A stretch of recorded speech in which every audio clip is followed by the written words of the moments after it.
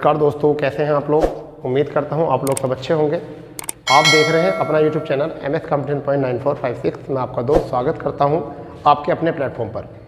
दोस्तों, आधुनिक इतिहास की लगातार क्लासें चल रही हैं और आज जो हमारी 31वीं क्लास आई थिंक है हमारी, ठीक है। और ये अब हमारा आधुनिक इतिहास का अंतिम पड़ाव चल रहा है, जहाँ से हमने लगातार सीखा है कि किस तरीके से किस घटना के बाद कौन सी घटना इतिहास में अपना रोल निभा रही थी और किस तरीके से देश की स्वतंत्रता में, राष्ट्रीय आंदोलन में बड़े बड़े नेताओं ने अपना योगदान दिया था। टाइम जो चल रहा है वो टाइम चल रहा है हमारा गांधीवादी युग का, जिसमें गांधी जी के साथ साथ अन्य नेताओं ने भी भारतीय स्वतंत्रता में अपना योगदान दिया। और उसी योगदान के चलते हमने लास्ट टाइम जो क्लास ली थी उस क्लास में हमने कहा था कि 1935 के भारत शासन अधिनियम के चलते कैबिनेट विधानमंडलों का, यानी राज्य प्रांतीय विधानमंडलों का गठन किया गया था, ठीक है। अंततः हुआ क्या कि आगे कहानी जो मोड़ लेती है वो लेती है त्रिपुरा संकट से। त्रिपुरा संकट से वो मोड़ लेती है। आज तक अभी तक की जो क्लास हमने पढ़ी वो पढ़ी 1935 तक। तो 1935 से जो आगे घटना होती है वो 1938 में जाकर होती है, क्योंकि 1937 में केंद्रीय प्रांतीय विधानसभा चुनाव हुए थे। तो वहाँ पर थोड़ा सा रोल था, वो इतना इंपॉर्टेंट नहीं हो सकता वनडे एग्जामों के लिए। मगर अब जो मोस्ट है वो हमारे लिए क्या है, आगे ही कड़ी, वो है कांग्रेस त्रिपुरा संकट। ये क्या है संकट, इसे संकट क्यों कहा जाता है, इसका इतिहास में क्या रोल है, इसके लिए हम पॉइंट टू पॉइंट बात करेंगे और डेट से डेट बात करेंगे, तो शायद हमें समझ में और अच्छे से आ जाएगा। देखिए, बात कब की है, बात है 1938 की। पहली बात हम यहाँ से करते हैं, बात है कब की, 1938 की, ठीक। 1938 कोई नई डेट नहीं है, बहुत अच्छी कंप्लीट डेट है, जिसमें हर साल ही एक कांग्रेस के अधिवेशन होते थे, यानी कांग्रेस के वार्षिक अधिवेशन होते थे। और 1938 भी एक ऐसी तिथि है जहां पर कांग्रेस का वार्षिक अधिवेशन हुआ।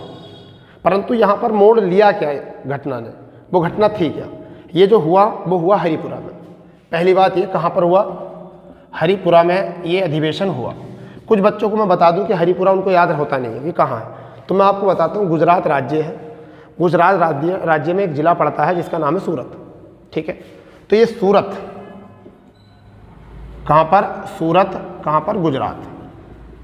सूरत गुजरात में ये हरिपुरा है, ठीक है। इसके अधिवेशन किया गया था, वार्षिक अधिवेशन कांग्रेस का।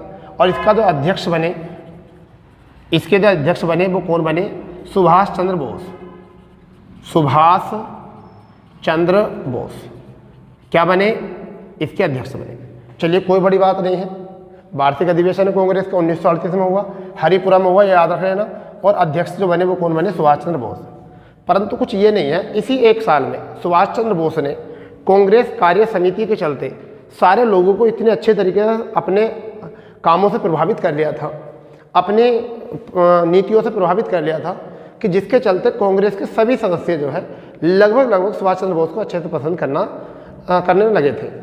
और लगभग प्रांत क्षेत्र जितने भी थे वो भी कांग्रेस के अध्यक्षता सुभाष चंद्र बोस ने जो की थी, उस अध्यक्षता के चलते जितने भी कार्य हुए थे उनको अच्छे तरीके से सराहनीय कार्य बता रहे थे। अंततः होता है क्या, मोड़ जो आता है वो क्या आता है कि 1939 में अगला जो अधिवेशन होना है वो होना है त्रिपुरा। कहाँ होना है, त्रिपुरा। ये कहाँ पर है, मध्य प्रदेश में, जबलपुर में। कहाँ पर है, जबलपुर। कुछ बच्चों को ये बातें नहीं पता होती, मैं इन्हें याद रखे करूँ। हरिपुरा त्रिपुरा कहाँ थे, ये दोनों बहुत अच्छी बातें हैं। तो जबलपुर कहाँ पर, मध्य प्रदेश में, ठीक है। बात यहाँ से बिगड़ती है। त्रिपुरा में अब जब दो मेंबर आए, एक तो आए गांधी जी के पसंदीदा व्यक्ति जिनका नाम था पट्टाभी सीतारमैया, यानी कि एक व्यक्ति जो आए वो कौन आए, पट्टाभी सीतारमैया। एक व्यक्ति आए, ये किनके पसंदीदा थे, गांधी जी के पसंदीदा व्यक्ति थे गांधी जी के। दूसरे व्यक्ति कौन थे, वो थे सुभाष चंद्र बोस।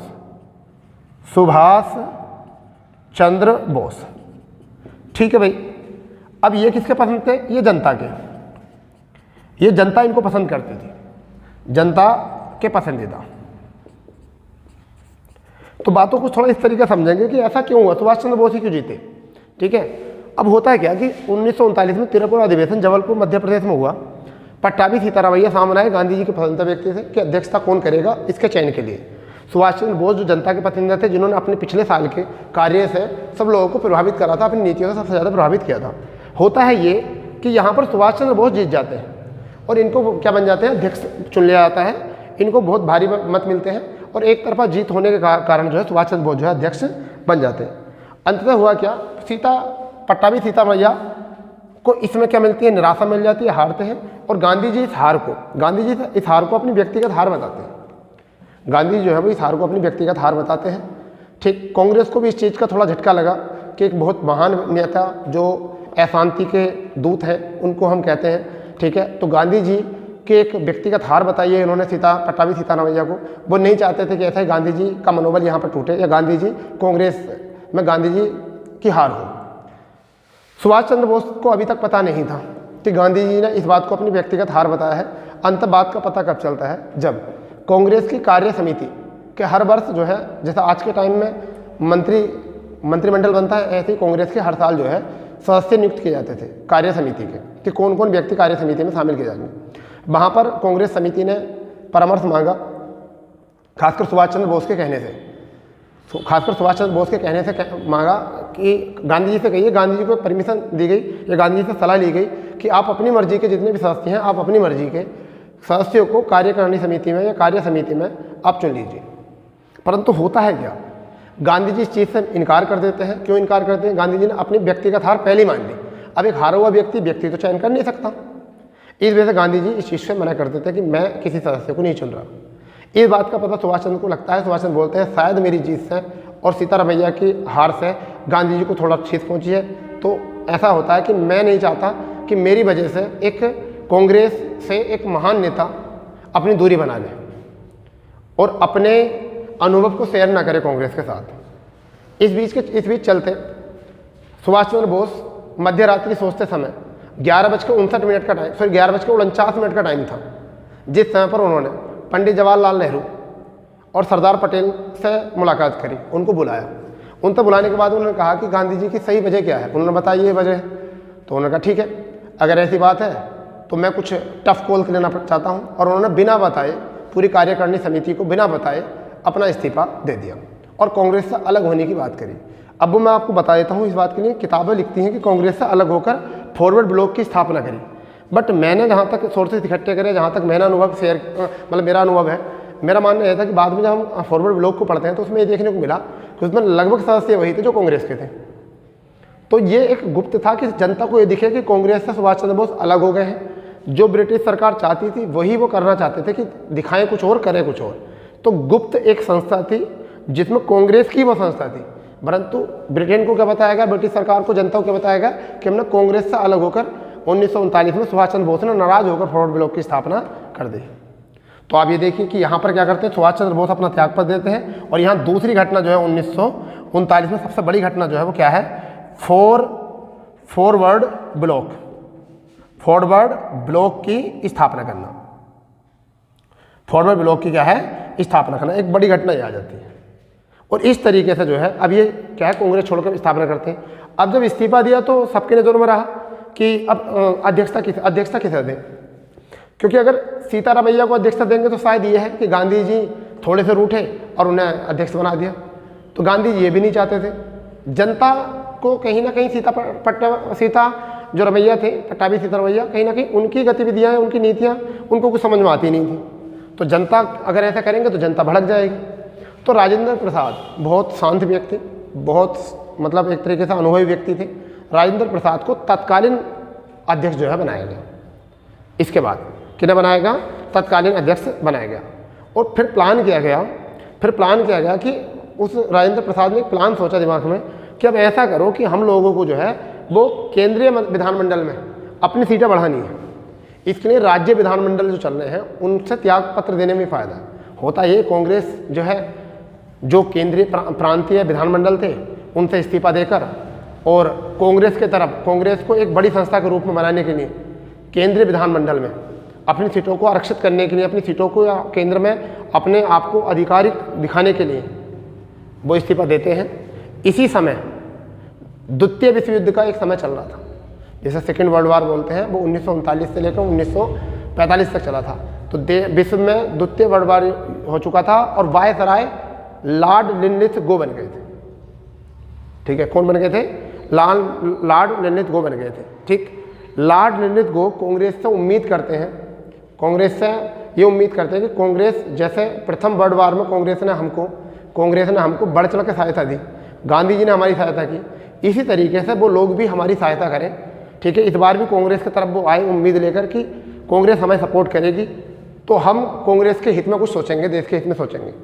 उसी प्रस्ताव को हम अगस्त प्रस्ताव का नाम देते हैं। तो अब जो हम सीधी बात है, हम कहाँ जाने वाले हैं? अगस्त प्रस्ताव की ओर। तो हम दूसरी बात जो पढ़ने वाले हैं वो पढ़ने वाले हैं अगस्त प्रस्ताव। क्या है अगस्त प्रस्ताव और इससे क्या प्रभाव पड़ा और क्यों अगस्त प्रस्ताव को अस्वीकार कर दिया गया और क्यों इसका विरोध किया गया। चलिए अब सीधा इसी पॉइंट पे चलते हैं कि सारी बातों को लेकर। ठीक है जी, अगस्त प्रस्ताव। अब जो बात है वो है अगस्त प्रस्ताव। इसकी डेट याद रखना, 8 अगस्त डेट होती है और 1940। याद रखने का बड़ा सिंपल तरीका है, 8वां महीना होता है अगस्त, तो 8 और 8 पंजे 40, 5 करके याद कर लेना, 8 का गुणा 40 है, तो 8 अगस्त 8वां महीना होता, 8 तारीख और 40 भी 8 का गुणा है, तो 8 अगस्त 1940 को इसका क्या हुआ, ये प्रस्ताव आया। ये क्या था प्रस्ताव समझिए। होता है कि 1940 में वार्षिक अधिवेशन की बात है, यानी कब की बात है? 1940 में एक वार्षिक अधिवेशन होना था, क्योंकि हर साल वार्षिक अधिवेशन होता था। वार्षिक अधिवेशन किस चीज़ का? कांग्रेस का। और ये कहाँ पर हुआ? ये रामगढ़ में हुआ। रामगढ़ कहाँ पर है? ये रामगढ़ ये बिहार में है। कहाँ पर है ये? रामगढ़ बिहार में। ठीक है, यहाँ जो अध्यक्षता की वो किसने की? वो मौलाना अबुल कलाम आज़ाद ने अध्यक्षता की, ये याद रखना। अध्यक्षता किसने की? मौलाना अबुल कलाम आज़ाद ने अध्यक्षता की। इसमें क्या हुआ? इसमें ब्रिटिश सरकार के समक्ष ये प्रस्ताव रखा। यहाँ पर जो प्रस्ताव रखा वो क्या रखा? ब्रिटिश सरकार के पृष्ठ, ब्रिटिश सरकार के समक्ष एक प्रस्ताव रखा कि हम क्या करेंगे कि केंद्र में अंतरिम सरकार गठित होनी चाहिए। क्या प्रस्ताव था? केंद्र में अंतरिम सरकार गठित होनी चाहिए, ये वाला प्रस्ताव रखा गया। तो समझिए, पॉइंट टू पॉइंट समझ लेते हैं बात को। 1940 की बात है, वार्षिक अधिवेशन कांग्रेस का रामगढ़ में होना था और बिहार में ये रामगढ़ है, वहाँ पर हुआ। और अध्यक्षता जो करी वो किसने की? मौलाना अबुल कलाम आज़ाद ने करी। प्रस्ताव जो रखा वो किसने रखा? ब्रिटिश के समक्ष रखा प्रस्ताव, केंद्र में अंतरिम सरकार का गठन करना। परंतु हुआ क्या कि इसी वहाँ पर वायसराय जो थे वो थे लॉर्ड लिनलिथ गो। क्या थे? वायसराय जो थे वो कौन थे? लॉर्ड लिनलिथ गो। इसी टाइम पर लॉर्ड लिनलिथ गो ये वायसराय बनकर आए थे। इन्होंने कांग्रेस के सामने प्रस्ताव रखा किसके सामने? कांग्रेस के। ठीक है, क्या प्रस्ताव था कि समय जो चल रहा था द्वितीय वर्ल्ड वार का चल रहा था, यानी कि सेकेंड वर्ल्ड वार चल रहा था। यहाँ पर उन्होंने सोचा कि कांग्रेस जो है हमें बढ़ चढ़कर सहायता करे, सेकेंड वर्ल्ड वार में जो है कांग्रेस हमें सपोर्ट करे। ठीक है, कांग्रेस के सामने बात रखी और मुस्लिम लीग के सामने भी बात रखी, परंतु इनकी इस बात को ब्रिटिश सरकार ने केंद्र में अंतरिम सरकार की बात को जो है नज़रअंदाज कर दिया। और कहीं ना कहीं मुस्लिम लीग ने ब्रिटिश सरकार के सामने एक प्रस्ताव रखा था कि पाकिस्तान की मांग को लेकर, तो उसी मांग को भी उन्होंने नज़रअंदाज कर दिया। जब आप किसी को कुछ दो नहीं सकते तो उससे उम्मीद ही मत रखो। तो ब्रिटिश सरकार के सामने यही बात आई कि ब्रिटिश सरकार ने इनकी इन बातों को नज़रअंदाज किया और इन्हीं नज़रअंदाज होने के चलते इस अगस्त प्रस्ताव को कांग्रेस और मुस्लिम लीग के द्वारा अस्वीकार कर दिया गया। दोनों को क्या कर दिया गया? अस्वीकार कर दिया गया। परंतु क्या हुआ मैं आपको बताता हूँ। ये बात हुई कि लिनलिथ गो ने दो तीन बातें रखी कि यदि आप अगर हमको द्वितीय वर्ल्ड वार में अगर सहायता करोगे, अगर हमारे इस प्रस्ताव को मान लोगे, तो हम सबसे पहली बात तो ये कि युद्ध के बाद में प्रतिनिधिमूलक निर्मात्री संस्था, युद्ध के बाद में प्रतिनिधिमूलक निर्मात्री संस्था का गठन करेंगे। पहली बात, यानी कि जिसमें प्रतिनिधि बनेंगे, ठीक है, और जो देश हित में कार्य करेंगे। फिर उसके बाद एक युद्ध सलाहकारी समिति बनेगी और जिनमें भी भारतीयों को शामिल किया जाएगा। युद्ध में सलाह लेने के लिए पहले ब्रिटिश लोग सलाह ले लेते थे, ठीक है, तो ब्रिटिश लोगों ने कहा कि अब भारतीयों को शामिल किया जाएगा और युद्ध के बाद जो है युद्ध सलाहकारी समिति बनेगी। फिर उन्होंने कहा था कि युद्ध की समाप्ति के बाद वायसराय कार्यकारिणी में, यानी कि वायसराय का जो मंत्रिमंडल होता था, वायसराय कार्यकारिणी यानी कि वायसराय मंत्रिमंडल जो होता है, जैसा प्रधानमंत्री का मंत्रिमंडल होता है, ऐसे पहले वायसराय का मंत्रिमंडल होता था। उसमें भारतीयों की संख्या बढ़ा दी जाएगी। परंतु फिर भी कांग्रेस और मुस्लिम लीग ने कन्वेंशन को रिजेक्ट कर दिया कि हम इस बात से कन्वेंस नहीं हो रहे, ठीक है, क्योंकि हम दोबारा गलती नहीं कर सकते, क्योंकि ये गलती हमने 1915 में भी की थी।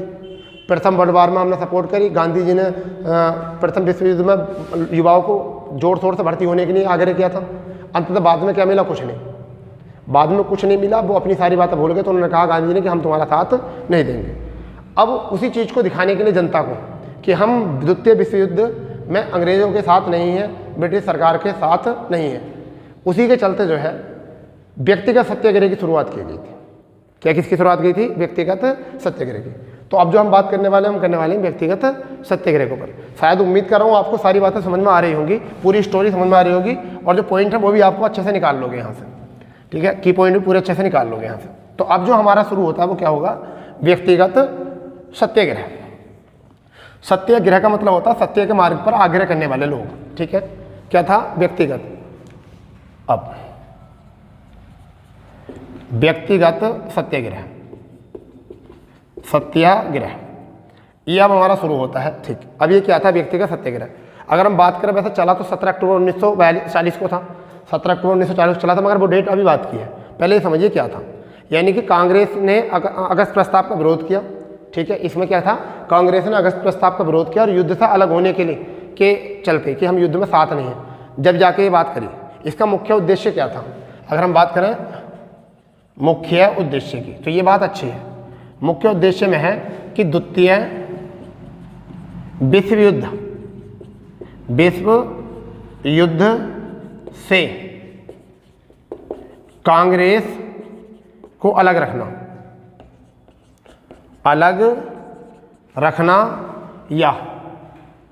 या ब्रिटिश सरकार का सहयोग न करना, न पे जोड़ देना, न करना, ये वाली बात यहाँ पर रखी गई थी, ठीक है।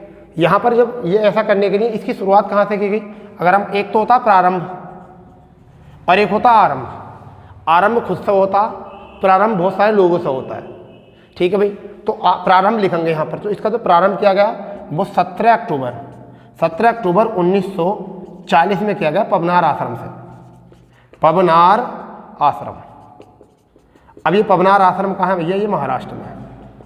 ये कहाँ पर है? महाराष्ट्र में है, ठीक है। तो यहाँ से शुरुआत किया गया। तो पहली बात ये, व्यक्तिगत सत्याग्रह क्या था?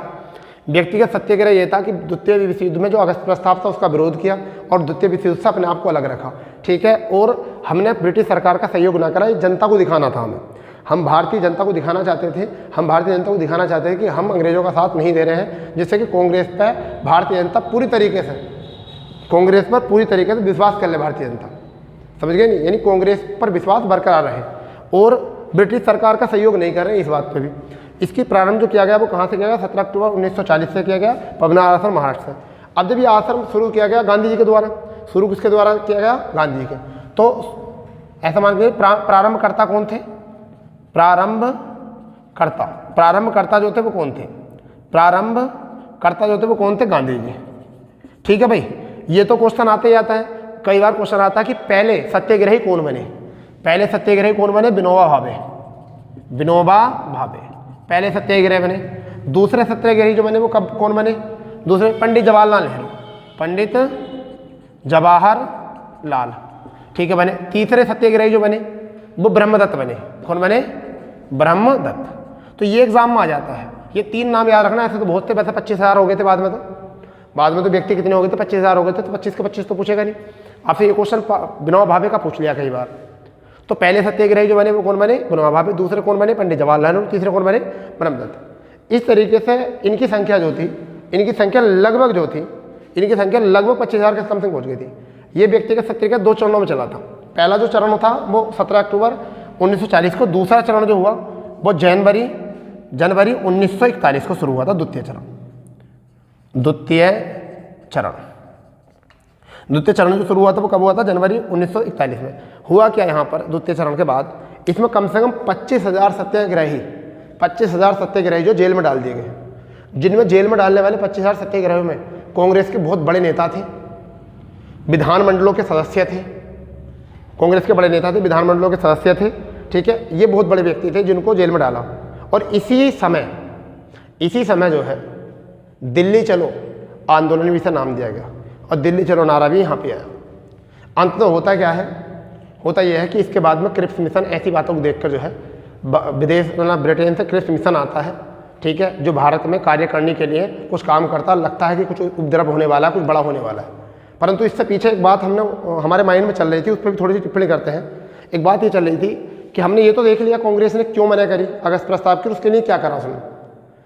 अब पाकिस्तान में जो आज पार्टी है लीग, वो लीग भारत से बनी, पाकिस्तान तो भारत से बना, तो उस लीग ने जो स्वीकारा था वो पाकिस्तान की मांग को लेकर स्वीकारा था। तो थोड़ी सी बात कर लेते हैं, थोड़ी टिप्पणी समझ लेते हैं, पॉइंट टू पॉइंट बात समझ लेते हैं कि पाकिस्तान की मांग किस किस चरणों में हुई। वैसे तो हमारा जो मुद्दा था वो तो हो गया, क्योंकि पाकिस्तान को हम ज़्यादा पढ़ेंगे भी नहीं, क्योंकि पढ़ते हुए ज़्यादा डर लगता है ना पाकिस्तान से, क्योंकि ज़्यादा पढ़ लिया तो कहीं पाकिस्तान वालों का सीधा निशाना ना हो जाए, भारतीयों का सीधा निशाना ना हो जाए, और इतने बीच में जो है दोनों में युद्ध न छिड़ जाए, क्योंकि दोनों के कटु शब्दों से एक दूसरे की बात बुरी लग जाती है। चलिए तो थोड़ा सा समझ लेते हैं कि पाकिस्तान की मांग क्या थी, यानी लीग ने पाकिस्तान की मांग क्या की थी। थोड़ी सी बात समझ लेते हैं। लीग द्वारा पाकिस्तान की मांग, ठीक है, थोड़ा शुरू से उठाएं इसको, पॉइंट टू पॉइंट उठाएं, बात है नहीं शुरू से। तो क्या था कि एक व्यक्ति थे, सबसे पहले की बात करना है, एक कवि थे, कवि या हम राजनीतिक कह सकते हैं, राजनीतिज्ञ हम राजनीतिक कह सकते हैं, जिनका नाम आपने सुना होगा, मोहम्मद इकबाल। क्या नाम था? मोहम्मद इकबाल, ठीक है जी। क्या था? मोहम्मद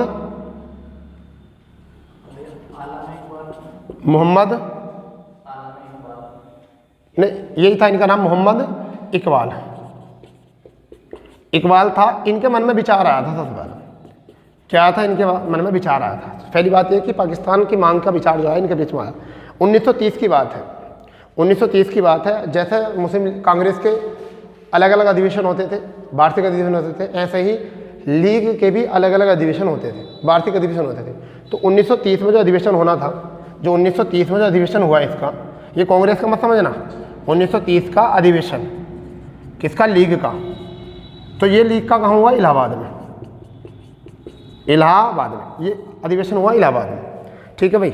यहाँ सबसे पहले जो विचार आया, वो आया द्विराष्ट्र का। यहाँ जो विचार आया वो किसका आया? द्विराष्ट्र का, द्विराष्ट्र। तो द्विराष्ट्र का विचार आया, परंतु 1933 में पाकिस्तान शब्द का निर्माण किया गया। और ये निर्माण किसके द्वारा किया गया? 1933 आया था, कई बार 33 से 35 में हुआ था वैसे, तो 33 से 35 ले सकते हो, शब्द आया ही। अभी इसमें किसने भूमिका निभाई? तो एक व्यक्ति थे रहमत अली। कौन थे? चौधरी रहमत अली। पहले व्यक्ति थे चौधरी रहमत अली, कैम्ब्रिज विश्वविद्यालय पढ़ते थे। कहाँ पढ़ते थे? कैम्ब्रिज में, रहमत अली।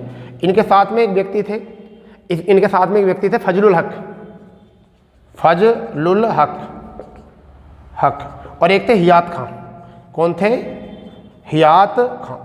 इन आदमियों की भूमिका बहुत अच्छी रही, इन आदमियों की जो भूमिका है वो भी अच्छी रही, ठीक है। इन्होंने भी जो काम किया वो ठीक ठाक किया। अंततः ये तीन व्यक्ति थे, इन्होंने पाकिस्तान शब्द का जो है सृजन किया। अब पाकिस्तान में सृजन कैसे किया इन्होंने, क्योंकि कहीं ना कहीं तो निर्माण किया होगा।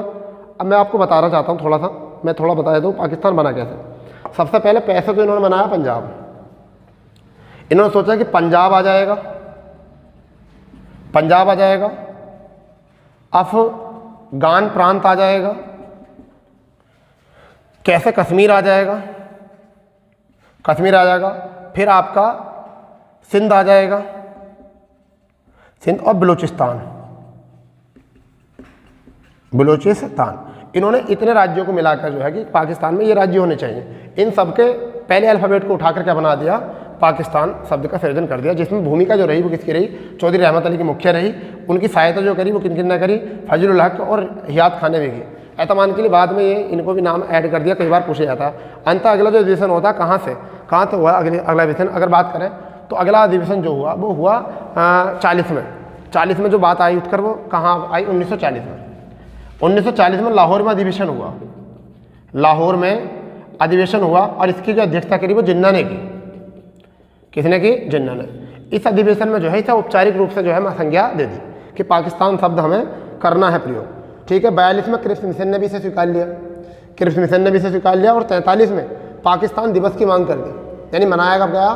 23 मार्च 1943 को। ये बात आ जाती है, यानी कि 23 मार्च 1943 को पाकिस्तान दिवस